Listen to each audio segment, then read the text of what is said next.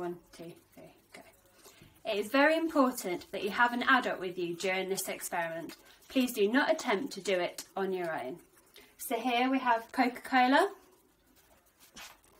we have lemonade, sparkling water and squash.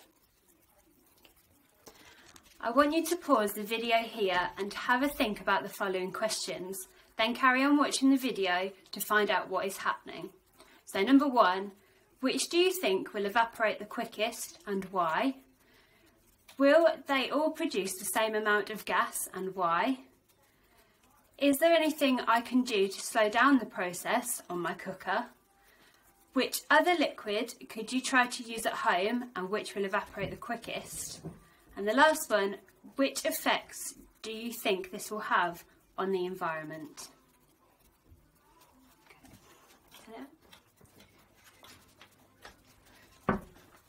So, what is happening to these different liquids when they are heated?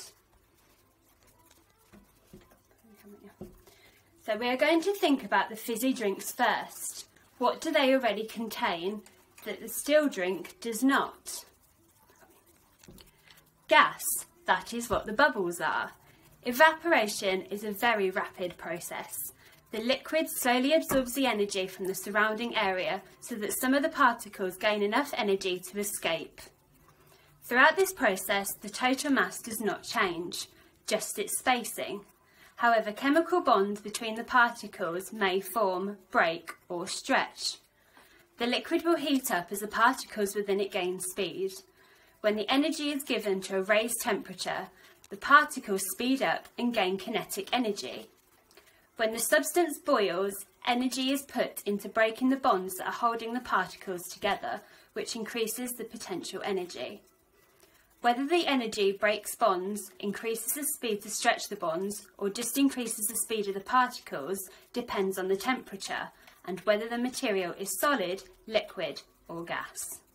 It is now your turn to try and have a go at heating different liquids in your own home and observe what is happening to begin the boil.